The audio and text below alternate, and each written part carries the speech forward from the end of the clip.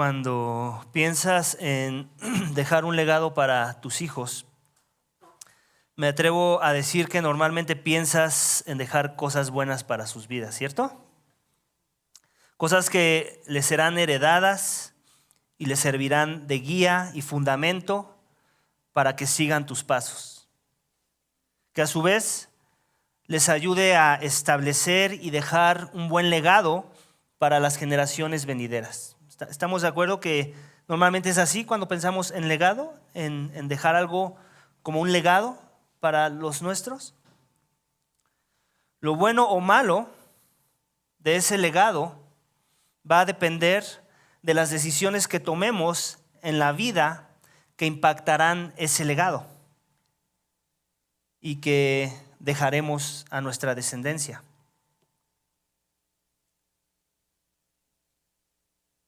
Si eres una persona, por ejemplo, que busca servir a los demás, muy probablemente tus hijos serán personas que sean serviciales. Si eres una persona que te caracterizas por la generosidad, muy probablemente tu descendencia, tus hijos van a ser personas generosas. Si eres una persona quejumbrosa, muy probablemente tendrás hijos quejumbrosos también. Si eres una persona honesta, tus hijos van a buscar manejarse con integridad, con honestidad. Si eres una persona tramposa, ya sabes, ¿cuál es la respuesta? ¿Tendrás hijos qué? Tramposos. Si eres una persona egoísta, egoístas. Si tu carácter y tus decisiones de vida son positivos o negativos, ese va a ser el legado que tú vas a dejar a tus descendientes, te guste o no. Mucho del discipulado que le damos a nuestra familia sí viene a través de la bendición de exponer la palabra, de poder tener devocionales con ellos, pero mucho de lo que discipulamos en gran medida tiene que ver con lo que ellos pueden imitar de nosotros, de nuestro carácter, de las formas en las que pensamos, de las decisiones de vida que tomamos. Y las consecuencias de ese legado que heredes serán también las consecuencias de aquellos que vienen después de ti. Tu legado tiene consecuencias, no viene neutral, no nada más mi carácter se manifiesta de manera positiva o negativa. Esa forma en la que se manifieste, ya sea positiva o negativa, tendrá consecuencias y tendrá un impacto a nuestro alrededor. Y nuestro texto, iglesia, esta mañana tiene que ver con esta idea del legado, de un legado en particular, el legado de Adán y Eva. Ese es el título de mi mensaje esta mañana, el legado de Adán y Eva. Y en nuestro texto, en capítulo 5 y parte de lo que hemos leído de capítulo 6, veremos el impacto de los primeros seres creados, de los primeros humanos creados, y las consecuencias de sus decisiones y la corrupción que trajo a su descendencia la primera mala decisión que ellos tomaron. El texto, iglesia, lo he dividido en 4 subénfasis. Los primeros 3 nos mostrarán la decadencia y la corrupción del legado de Adán y su mujer. Y el último subénfasis resaltará la gracia de Dios que se manifiesta en la vida de sus descendientes, de Adán y Eva. Vamos a ver el primer subénfasis. No voy a leer otra vez el texto porque es básicamente todo el capítulo 1. Y ese primer subénfasis, el capítulo 5, y ese primer subénfasis lo he llamado así: la palabra de Dios es verdad. La palabra de Dios es verdad. Este es el primer aspecto a resaltar de esta sección, en capítulo 5. El autor del libro de Génesis, inspirado por el Espíritu Santo de Dios, se tomó 31 versículos de capítulo 5 de Génesis para enfatizar un aspecto de la realidad de la vida después de Adán. Y no es la idea de que las personas vivían cientos de años, sino la idea de que no importa la longevidad de la descendencia de Adán, todos, sin excepción alguna, tuvieron el mismo destino. Todos murieron. Todos murieron. El legado iglesia de Adán y Eva se ve reflejado en la realidad de la verdad de la palabra de Dios, donde cuando Dios habló y dijo que la paga del pecado sería la muerte, ahora en capítulo 5 vemos que esto es verdad, que la paga del pecado es muerte, que la palabra de Dios es verdad. Tarde o temprano, cada uno de los hijos de Adán tendrían garantizado un funeral. Cada uno de ellos. Con excepción de uno que vemos en versículo 24, me parece. Enoc anduvo con Dios y desapareció porque Dios se lo llevó. ¿Quién quiere ser como Enoc? Yo. ¿Quién quisiera no tener que experimentar la muerte? Yo soy uno de ellos, ¿cierto? No nos dice por qué él fue el afortunado. Nos lo podemos imaginar. Podemos imaginarnos que su carácter y su conducta era muy parecida a la de Noé. Y por eso Dios le quiso dar esa fortuna de arrebatarlo de entre la faz de la tierra para que no experimentara la muerte. ¡Wow! Esa es mi oración. Cristo regresa pronto. No quiero saber de qué va a ser de qué color va a ser o de qué material va a ser la caja en la que me van a meter. Eso no me interesa saber. Me gustaría no tener que pensar en que va a haber una piedra con mi nombre. Pero si pasa eso o no, al final no importa. Al final la fe sigue siendo verdad. Y al final la fe sigue siendo lo que Dios quiere usar para que yo no tema a la muerte, si es que eso sucede antes de que Cristo regrese. Amén. Pero Adán y su descendencia pudieron comprobar otra vez a lo largo de los siglos y a través de la experiencia de la muerte que la palabra de Dios era verdad. Y nuestra generación, ¿cierto?, también puede testificar de la misma verdad. Seguimos experimentando la misma realidad. Todos moriremos. Hemos sido impactados por el legado de Adán. Tú y yo tenemos un día en el que vamos a ser llamados a cuentas. Tú y yo tenemos un día en el que ya no más van a entrar aire a nuestros pulmones, ya no más la sangre de nuestras venas va a fluir y va a correr y va a hacer lo suyo para sostener nuestros cuerpos. Todos hemos sido impactados por el legado de Adán. Nuestra inclinación, iglesia, es al pecado. Nuestra experiencia será la de experimentar la maldición que el pecado trajo a nuestras vidas y como ellos también moriremos. Y mira que te deseo muchos años de vida. En verdad te deseo muchos años de vida. No importa si vivirás 90 o 110 años o los que te gustaría que fueran. La realidad es triste para todos. Y todos seremos añadidos a la lista de Génesis 5, donde se dirá algo similar de ti o de mí. Y Omar vivió X cantidad de años y después de haber engendrado a su primer hijo, tuvo hijos e hijas. El total de los días de Omar fue, ponle un número, y murió. Y murió. De esta manera, Dios nos seguirá comprobando que su palabra es verdad. Cuando Omar muera, cuando tú mueras, todo el tiempo es verdad. Este es el legado de Adán, iglesia. Sus decisiones llevaron a la humanidad a esta triste realidad. Y creo que una vez que hacemos el énfasis de esta sección, de la realidad de la mortandad que vamos a experimentar tú y yo un día en nuestras vidas, sería bueno parar y reflexionar sobre nuestro propio legado y hacernos la pregunta: ¿qué decisiones de vida, qué aspecto de mi carácter estoy fomentando que se convertirá en el legado de mi descendencia y traerá un impacto negativo a los que vienen después de mí? que he llamado, me está haciendo Dios esta mañana para obedecer su palabra de forma que mi legado sea bueno y de impacto positivo a mi descendencia y no negativo como lo fue el de Adán. ¿Qué patrón pecaminoso en mi vida tiene que ser mortificado? Tengo que poner y matar, literalmente matar en mi vida, para que un mejor legado sea la esperanza de los que son y serán mis descendientes.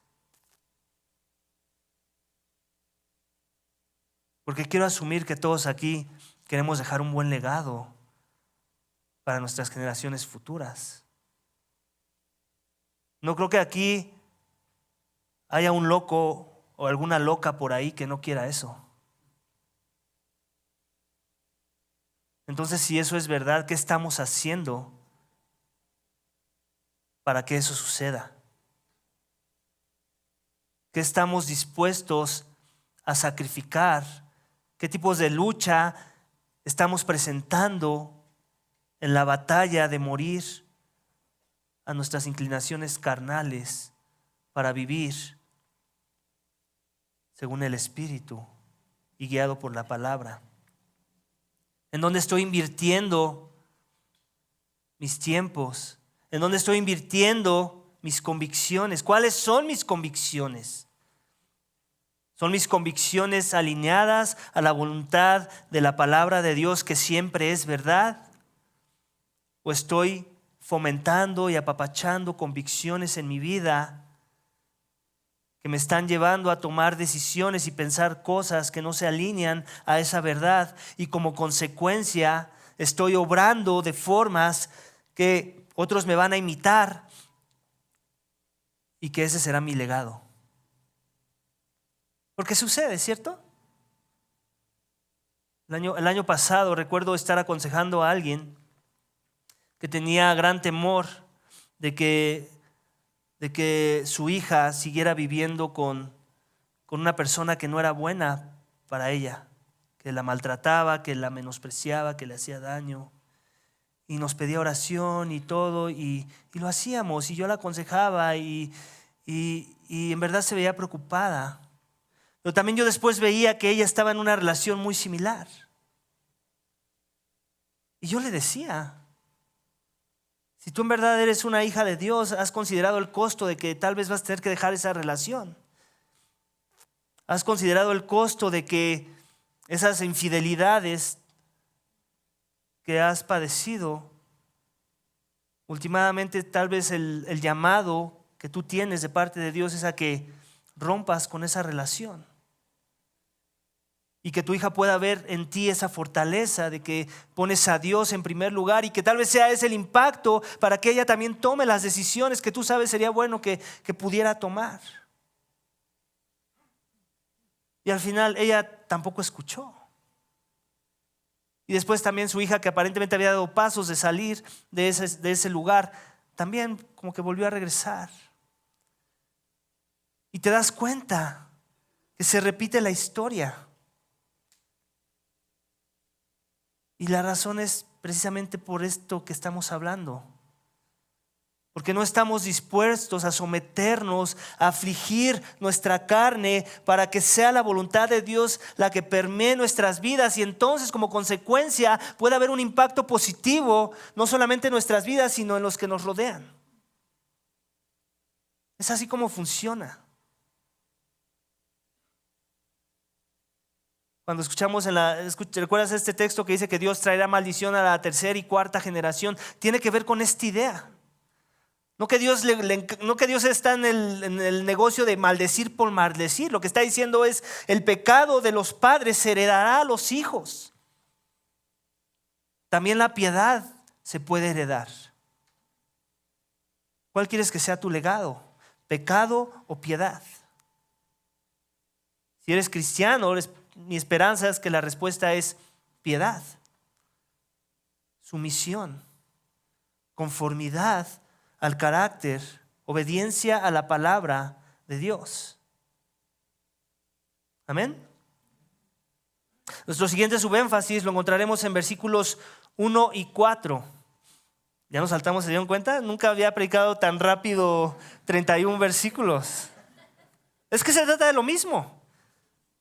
O sea, no me pides hacer énfasis en algunos nombres, que si Matusalén y... El punto creo que es este. Murieron y se cumplió la verdad de la palabra de Dios. La palabra de Dios siempre es verdad. Amén. Amén. Vamos a nuestro siguiente subénfasis, lo veremos en versículos 1 al 4 del capítulo 6.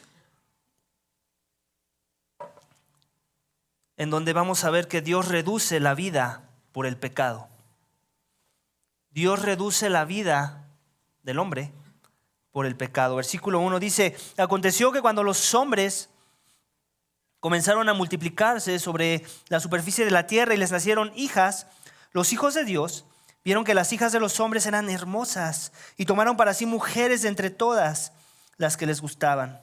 Entonces el Señor dijo: mi espíritu no luchará para siempre con el hombre, porque ciertamente él es carne. Serán pues sus días 120 años.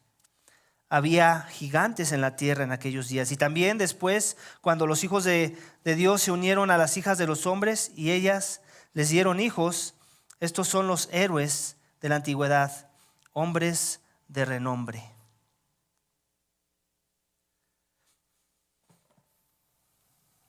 Este es un texto muy controversial que tiene varias explicaciones. Y te voy a dar dos de las más relevantes. La primera es que aquí está hablando de la descendencia de Set. ¿Recuerdas que Adán y Eva tuvieron 3 hijos? Caín, que mató a Abel, y después tuvieron a Set. Después Set tuvo a Enos, que vimos hace 2 semanas, y ya después lo que acabamos de leer de capítulo 5 es la descendencia de Enos. Entonces aquí la interpretación de muchos teólogos es que esta descendencia, más bien estas hijas de los hombres de las que está hablando en capítulo 6, tiene que ver con el linaje o la descendencia de Enos, o en este caso de Jafet. Esto es el linaje. Y que obviamente lo que aquí Dios ve muy mal es que ese linaje, ¿recuerdas lo que significaba que la palabra Enos? ¿Recuerdas? Lo vimos la semana antepasada. Bueno, el nombre. Débil. Amén. Entonces se dice que ese es el linaje que trae promesa, por decirlo así, ¿no? Lo mencionamos esa vez. La debilidad es en donde tenemos un encuentro con Dios. Dios nos quiere ver no altivos, no arrogantes, sino débiles. Perdón. Entonces la interpretación de este pasaje es esa, que es el linaje que básicamente viene siendo como el linaje de la promesa, desde Jafet hasta Noé, ¿no? Pues se estaba como corrompiendo, porque la interpretación es que los hijos de Dios es como si fueran el linaje de Caín. O sea, como que la familia de Caín se estaba mezclando con la familia de Jafet, y eso no era bueno para Dios y las promesas de redención que traía para que dio a Adán y Eva en el Edén cuando vino la caída. Y que entonces, como se estaba corrompiendo, pues en cuanto a mezclarse entre ellos, pues eso no le pareció a Dios, ¿no? Esa es una de las interpretaciones más,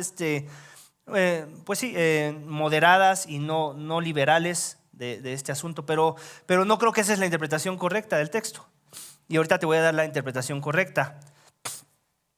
Es esta, que Dios, cuando menciona, Dios, o el autor más bien de este libro, Moisés, inspirado por el Espíritu Santo de Dios, cuando menciona a los hijos de Dios, a quien se está refiriendo es a ángeles caídos,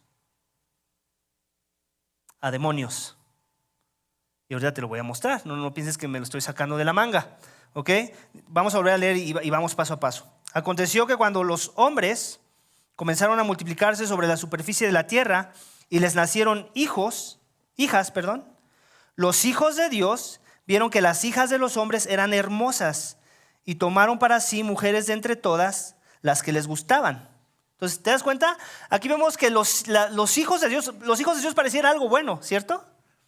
O sea, ¿Cristo quién es? ¿El hijo de?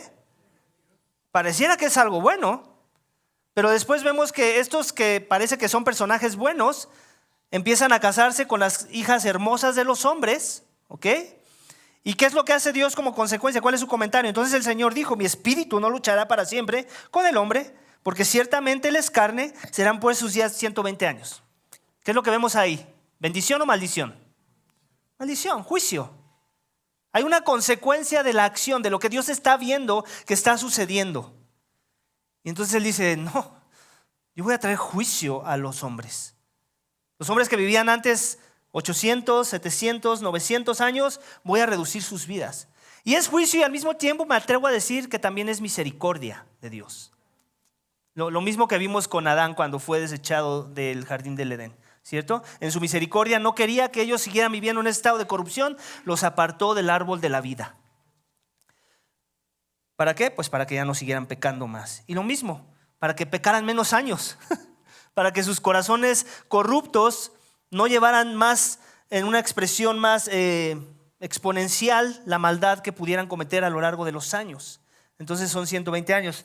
Ahora, ¿dónde viene esta idea de este concepto de los hijos de Dios? Solamente lo encontramos en 2 libros y en 4 pasajes en particular, de los cuales 3 de ellos están en el libro de Job. Así que acompáñame a Job. Job capítulo 1, versículo 6. Dice: un día, cuando los hijos de Dios vinieron a presentarse delante del Señor, Satanás vino también entre ellos. ¿Ok? Entonces, ¿a quién está haciendo alusión ahí? Satanás entre los hijos de Dios. ¿Ok? Vamos ahora a 2:1. Y sucedió que el día cuando los hijos de Dios vinieron a presentarse delante del Señor, también Satanás entre ellos para presentarse delante del Señor. 38:7, igual sobre el mismo libro de Job.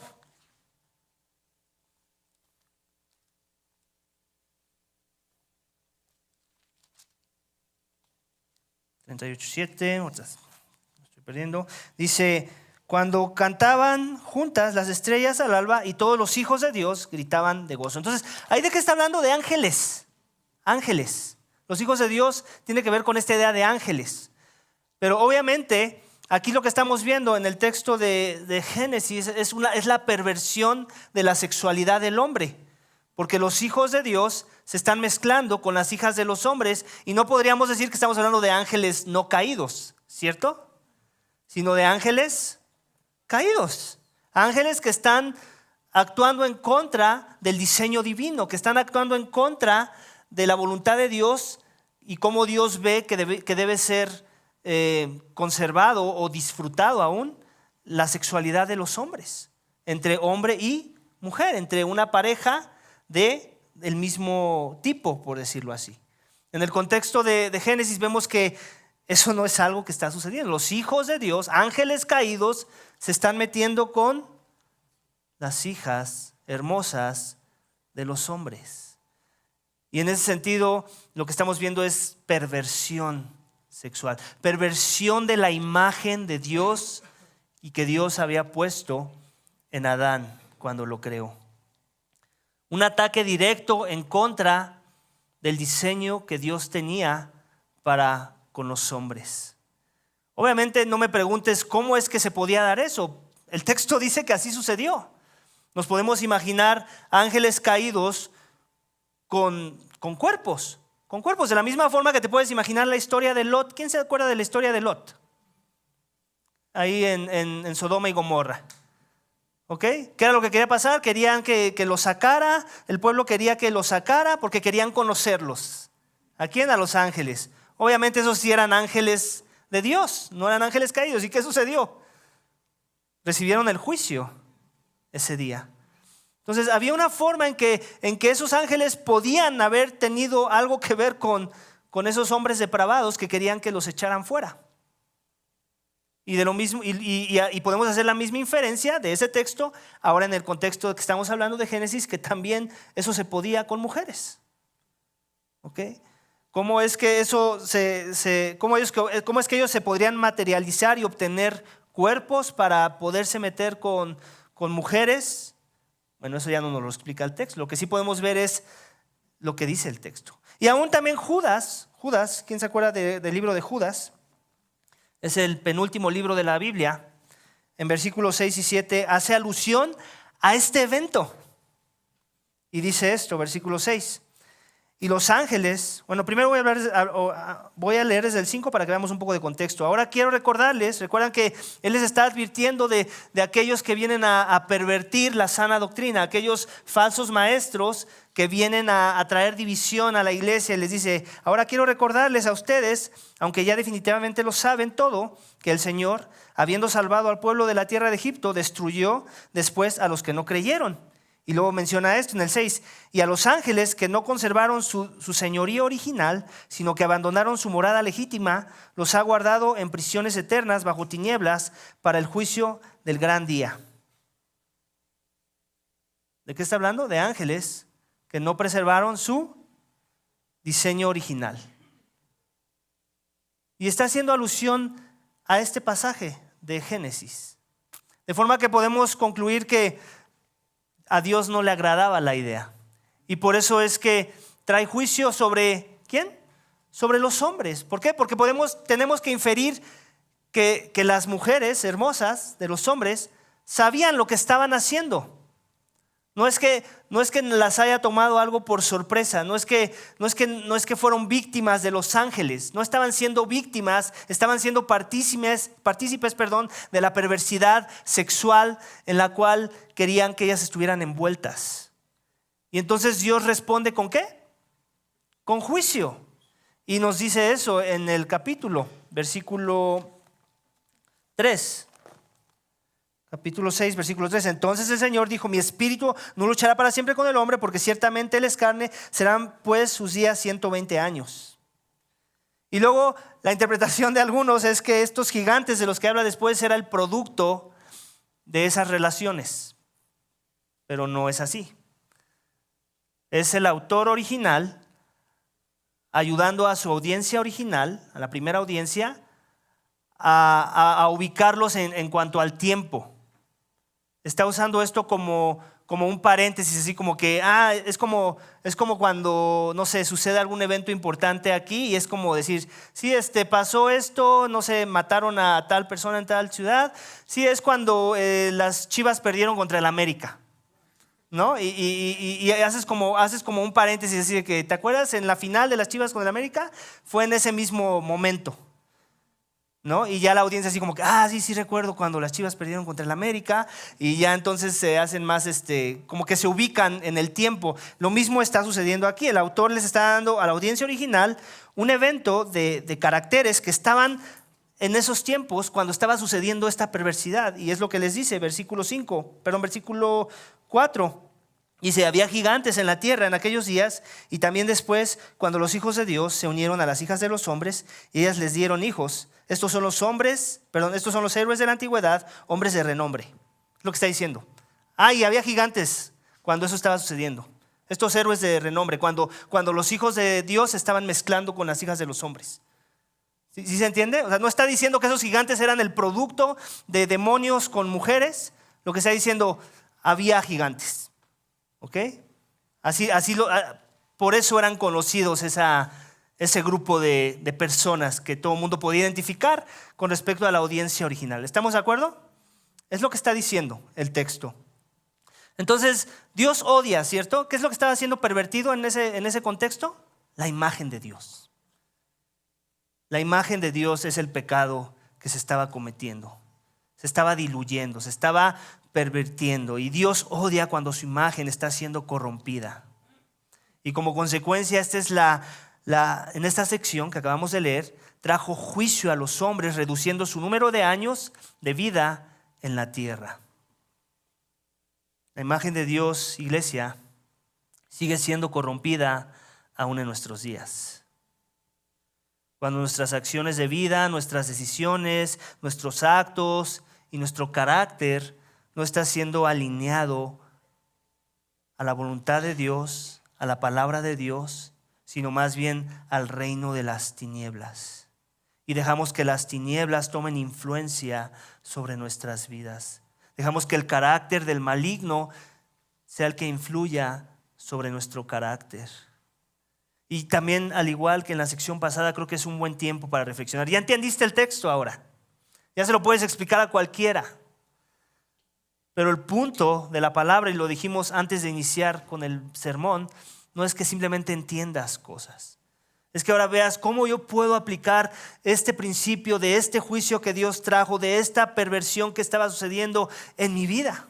¿Qué aspecto o aspectos de la imagen de Dios que hay en mí, por haber sido creado a la imagen de Dios, están siendo corrompidos? Están siendo influenciados aún por potestades demoníacas.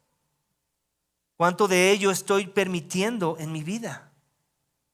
¿Cuánto de la perversión sexual que Satanás y sus demonios pudieron haber cometido en aquel entonces se sigue viendo en nuestros días y yo estoy siendo parte de ello? ¿Cuánto de eso estoy dispuesto a morir y a luchar en contra de, para que la imagen de Dios en mí se mantenga íntegra, le refleje a Él en la santidad, en la piedad? Cómo la imagen de Dios en ti está siendo contaminada por el reino de las tinieblas. ¿Qué actos, qué pensamientos, qué decisiones de vida se están alineando a la oscuridad, al reino del maligno, y que te están robando de la imagen que Dios dejó en ti y que Él tienes la expectativa de que sea reflejada hacia los demás? Son buenas preguntas. Acuérdate que el enemigo más grande del hombre es la muerte, sí, pero también es Satanás, también es la carne, también es el mundo. ¿Cuánto de eso está siendo de influencia para tu vida? ¿Cuánto de tus deseos y tus pasiones y tus concupiscencias está siendo suprimido porque estás yendo a los correctos medios de gracia para que Dios te ayude a vencer y a suprimirlos y a ponerte y vestirte del nuevo hombre?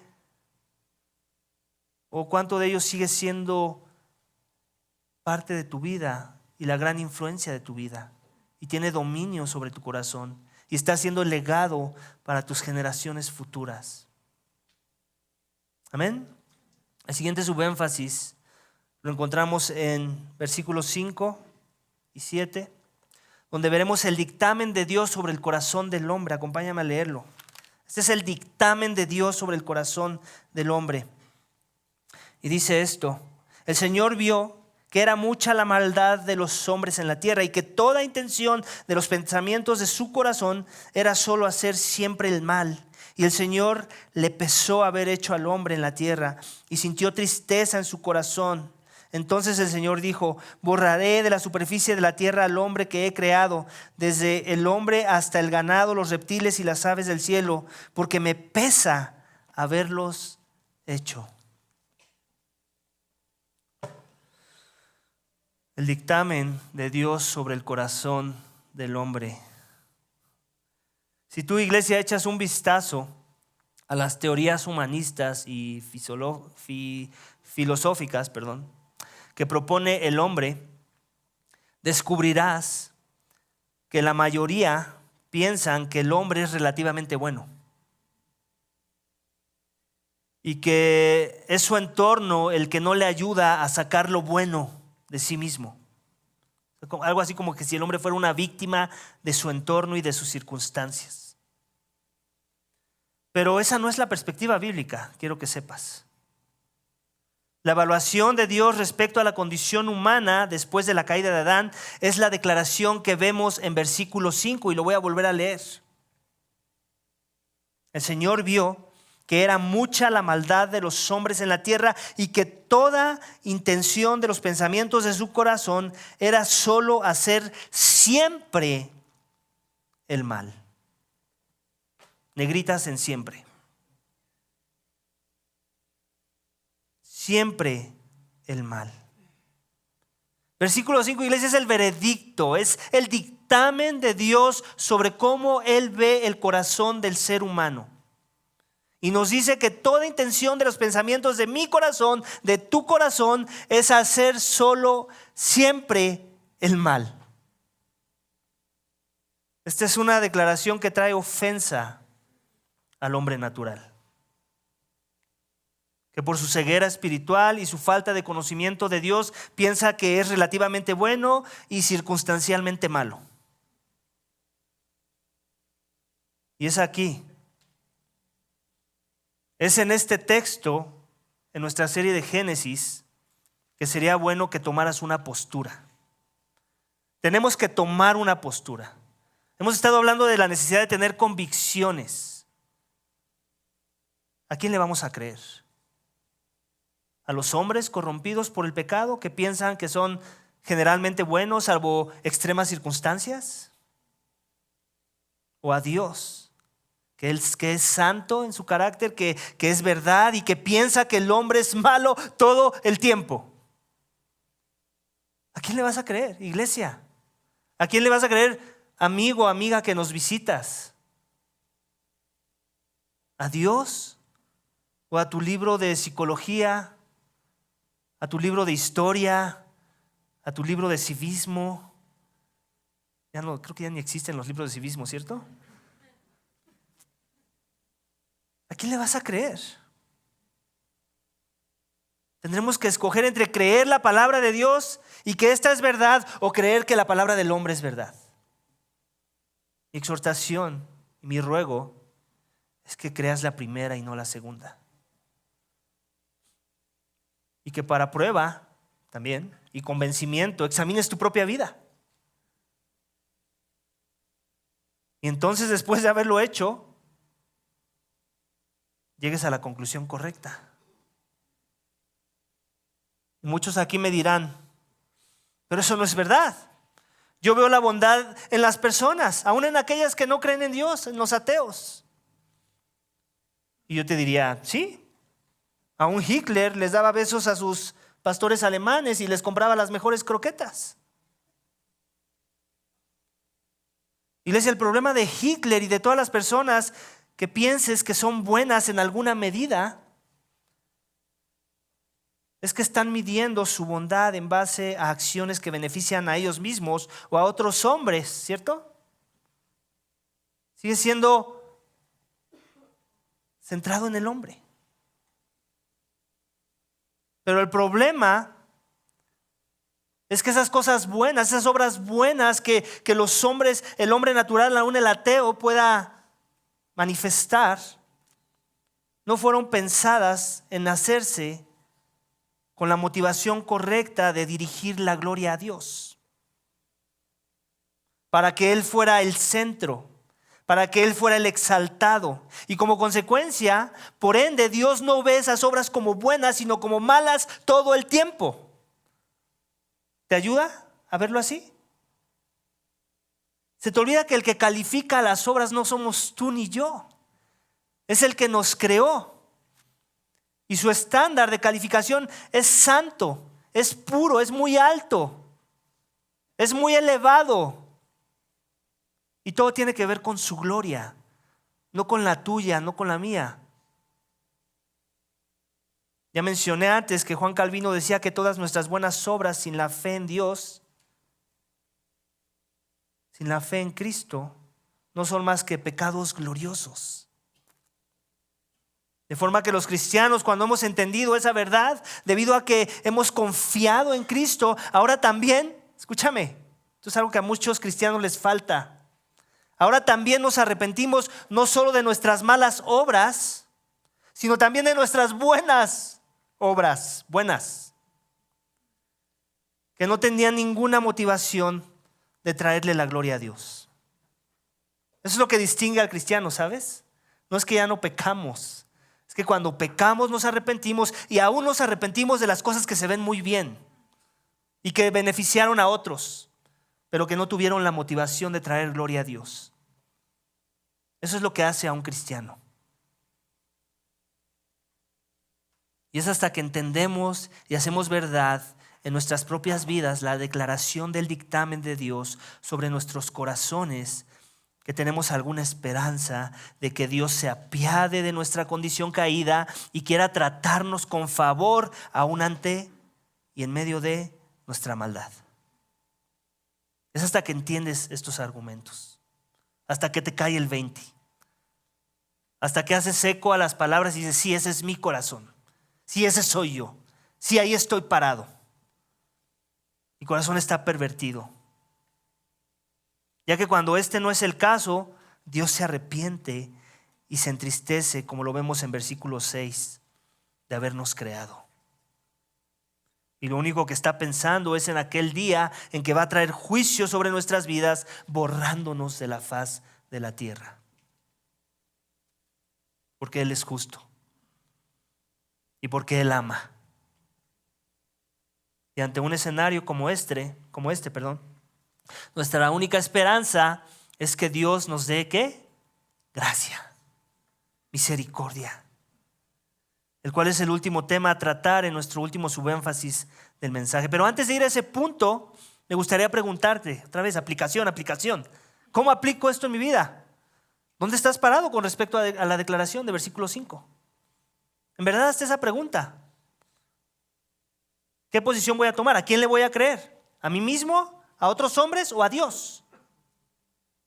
¿Estás de acuerdo con el dictamen de Dios que ha hecho sobre tu corazón o te resistes al veredicto y te alineas a las posturas humanistas donde piensas que tu corazón es generalmente bueno, no tan malo? Tú has hecho cosas muy buenas que hay que enmarcar. ¿Entiendes que aún tus mejores obras son malas cuando éstas no fueron hechas para exaltar a Dios? ¿O piensas que es suficiente con ver el resultado de tus buenas obras para calificarlas como buenas, aunque Dios no las vea tan buenas? Mi esperanza, iglesia, es que estés parado en la afirmación de versículo 5 y no en ningún otro lugar, porque es solo cuando el hombre se encuentra parado ahí con la convicción real de nuestro corazón corrupto y depravado que la gracia de Dios puede alcanzar a ese corazón para limpiarlo. ¿Quién aquí tiene un corazón depravado? ¿Y los que no levantaron la mano es porque son buenos? ¿Es porque Cristo no vino a morir por ustedes?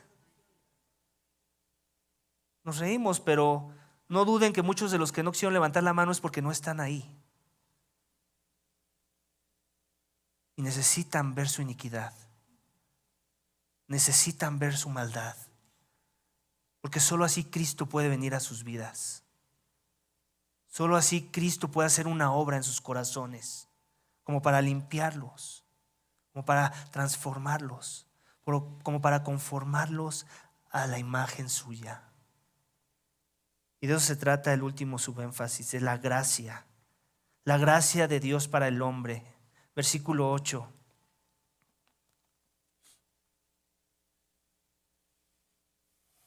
Pero Noé halló gracia ante los ojos del Señor. Noé halló gracia ante los ojos del Señor. Ya he dicho antes que cuando veas peros, pongas mucha atención, porque muchas veces los peros vienen seguidos o vienen antes de buenas noticias.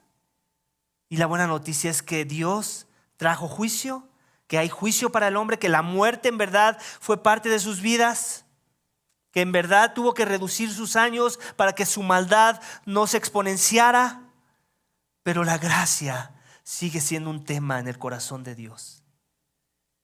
Y Él vio a Enoc y lo arrebató. Y Él vio a Noé y mostró gracia a su persona. Y el próximo domingo ahondaremos en cómo luce la gracia en la vida de Noé. No quiero arruinar el mensaje del próximo domingo. Lo que sí sería bueno, y lo único que me gustaría resaltar de esta declaración, es que Noé no caía en la categoría del perfil del corazón que Dios vio en los hombres cuando declaró en versículo 5 que era malo todo el tiempo. Por ningún momento pienses eso, porque si no vas a empezar a pensar en salvación por obras y no por gracia. Sino más bien, creo que la gracia de Dios en su vida, en la vida de Noé, se manifestó en ver su maldad como Dios la veía. Él podía ver su maldad como Dios la veía. Y como consecuencia, lejos de verse bueno, se veía como alguien malo, digno de ser borrado de la faz de la tierra. Y eso lo llevó a buscar a Dios en una postura de humildad, de arrepentimiento.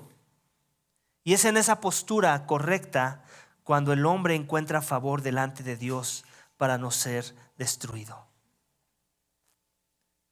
Y es esa misma postura, iglesia, que sigue siendo el llamado para nuestra generación. Una postura de humillación por nuestro pecado, reconociendo el juicio divino que merecemos, acompañado de un clamor de auxilio, de búsqueda de misericordia para que Dios nos perdone.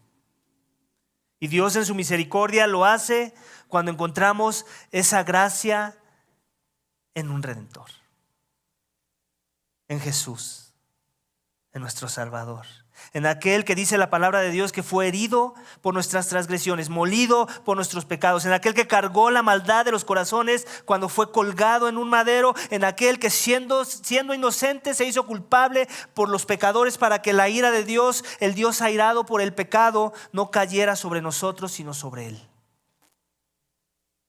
Es cuando confiamos, iglesia, en aquel que pagó la deuda por el pecado, muriendo en nuestro lugar, pero resucitando al tercer día, venciendo así el poder del pecado y de la muerte sobre nuestras vidas, que podemos tener la esperanza de vida y una oportunidad de revertir la maldición del legado que trajo Adán y Eva. Ya que cuando en verdad hemos creído, Dios no solo nos da gracia que nos justifica y nos salva del juicio eterno, sino que también nos da su Espíritu. Su Espíritu Santo para que caminemos en la verdad, buscando su voluntad, actuando y pensando de formas que le honran, porque ahora vivimos para Él. Y todas esas cosas son ahora el producto de un mejor legado, no asociado con el primer Adán, sino con el segundo Adán, Cristo Jesús. El llamado, iglesia, esta mañana es a confiar en la gracia manifestada en la obra de Cristo en la cruz, en su vida, en su muerte, en su resurrección, para que nuestro legado sea bueno en verdad. Debido a que comienza no en nosotros, sino en aquel que lo hizo todo bueno y perfecto y para la gloria de Dios en nuestro lugar. Y que su testimonio nos es acreditado como nuestro delante del Dios en los cielos. De forma que el Padre, cuando nos mira, cuando te mira a ti, si en verdad has creído en Jesús, cuando me mira a mí, si en verdad he creído en Jesús, el Padre cuando nos mira no piensa en destruirnos, ¿sabes? Piensa en tenernos cerca. Piensa en consolarnos. Piensa en ayudarnos a vencer en nuestra lucha por el pecado. Mientras caminamos con Él, Él nos transforma a la imagen de su Hijo para que reflejemos el carácter y las obras de su Hijo en esta tierra. Pero es para los que en verdad hemos creído. En verdad nos hemos humillado. En verdad hemos reconocido nuestra condición humana, la condición caída de nuestros corazones corruptas. ¿Ese eres tú? ¿Ese eres tú esta mañana? Vamos a orar para que así lo seas. Vamos a orar para que si no es esta tu historia, si Cristo aún no es tu Señor, tu Salvador, ante quien te has humillado, por quien vienes a pedir reconciliación con Dios, entonces vengas a Él en arrepentimiento y fe, debido a que ves tu corazón como Dios lo ve y ves a Cristo como tu única esperanza y legado para tu vida. También oremos para que si ya esa es tu situación, para que si ya estás parado ahí y caminas con Cristo, entonces tu legado no sea el de tus obras de injusticia, sino el de las obras que Cristo preparó de antemano para que anduvieses en ellas. Amén. Vamos a orar, iglesia. Padre, te damos gracias. Gracias por tu palabra que expone nuestros corazones. Gracias porque tu palabra siempre es verdad y en tu misericordia traes juicio para que nuestra maldad no crezca. Gracias porque tu juicio siempre viene acompañado de tu gracia. Y a pesar de la perversidad de los corazones, a pesar de muchos pecados, a pesar de la envidia, a pesar de la amargura, de la lujuria, del engaño, de la avaricia, de la falta de perdón, de la falta de humildad, de la falta de amor, a pesar de la falta de sumisión que hay en nuestros corazones, a pesar de todo lo malo que aún mora en el corazón, aún de tus hijos, tú en tu misericordia, Señor, nos das gracia y justificas esos corazones, los limpias a precio muy alto, los cubres con la sangre de tu Hijo, aquel que llevó la iniquidad, aquel que pagó el castigo, aquel que recibió la ira para que no fuésemos borrados de tu presencia, sino aceptos delante de ti, adoptados hijos tuyos, hijos de Dios por el Hijo amado, hijos de Dios por aquel que dio su vida en rescate por muchos. Porque cuando merecíamos la muerte y la destrucción, cuando entristecíamos tu corazón por nuestro pecado y nuestra rebeldía, tú no actuaste en tu justa ira, sino mostraste tu gracia y favor. Y lo hiciste de formas que superan todas las formas que vemos en el Antiguo Testamento. Lo hiciste a través de la obra de aquel que, siendo en forma de Dios, se hizo carne. La gracia encarnada del Hijo de Dios, santo y perfecto, que vivió la vida que nosotros no pudimos vivir y que recibió el castigo que merecíamos. Padre, yo ruego que si esta mañana hay uno entre nosotros o una que sigue con un corazón altivo, renuente, no humilde, sino contencioso y hostil a tu verdad, que tú lo humilles, que tú la humilles y le muestres la corrupción que el pecado trajo a ese corazón y la maldad de esas obras que no se alinearon a tu voluntad y que no fueron hechas para tu gloria, aún las mejores obras, y que en el proceso puedan encontrar esperanza en ti, esperanza en aquel que siempre obró pensando primeramente en que todo lo bueno que hacía fuera para gloria tuya, en aquel que caminó la vida perfecta en nuestro lugar y que la caminó, pero al mismo tiempo también tuvo que padecer, no por su pecado sino por el nuestro. Aquel que dijo: vengan a mí todos los que están cargados y cansados, que yo les daré descanso, yo les traeré paz con Dios, yo les daré un nuevo corazón, yo les daré un espíritu nuevo, yo les daré vida y ahora yo les daré mis palabras para llevar por obra. Y es ante Él y para Él que queremos vivir los que ya hemos creído. Ayúdanos a dejar un legado que refleja el carácter de Cristo en nuestras vidas. Y que nuestra meta más grande en la vida sea esa, la de querer dejar un buen legado.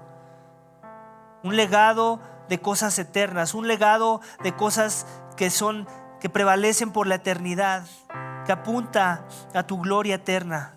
No un legado de cosas efímeras, no un legado de cosas que se quedan aquí en la tierra cuando tú regreses, sino un legado de cosas espirituales que alimentan el alma, que bendicen a otros y que traen gloria a tu nombre. Todo esto te pedimos y te damos gracias en el nombre de tu Hijo amado Cristo Jesús. Amén.